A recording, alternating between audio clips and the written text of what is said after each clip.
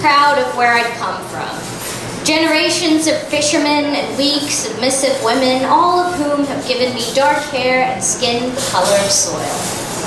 I would complain that no Barbies ever looked like me, not the black ones and definitely not the white ones. I was never too keen on the idea that I would always be the token best friend or sidekick, never the hero. So I disguised my brown, tried to fit into the empty spaces. If I surrounded myself with enough white, maybe some of it would rub off on me. And some of it did.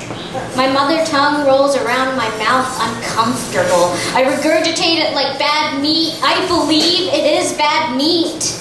I trade in handmade silk for blue jeans and ignore the salt in my veins. Conveniently forget my ancestors. Selective memory is impressive that way. My great-grandmother walks around as though her 96 years in this world hasn't caused her to shrivel, cave in to protect her center. As a teenager, she'd collect bullet casings on the beach instead of shells. She can tell you the names of all of the colonizers if you asked. Today, she dances around with the graceless elegance of somebody who's tried to catch all of the hurt in this world in the palms of their hands. Now, she doesn't really pick up any shells. My grandmother gave up everything for my grandfather without complaint. He'd hand out pieces of himself like spare change, and she'd pick them up until her pockets were brimming, weighing her down, piecing them back together only to watch him do it again. But she's never once said a bad thing about him.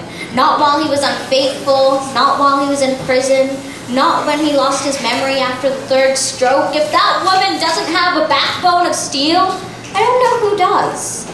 Courage etches itself around her eyes. Forgiveness are the lines between her eyebrows. Once she cut her thumb open and didn't even flinch. She needed to get dinner on the table.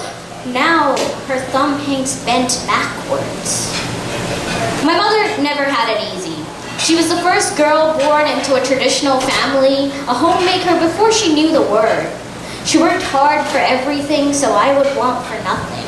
Selflessness runs in her veins. Somehow she's always managed to catch the light in the dark windows. Now she wears her soft like an armor. I now know I come from generations of strong women, all of whom have tried to make their tomorrow better than their today. I stand on their backs knowing I can only hope to have pieces of them in me. A graceless elegance, quiet resilience, unfathomable optimism with dark hair and skin the color of soil. I live in the shadows of these heroines. I guess the point here is I've never been proud of where I've come from until now.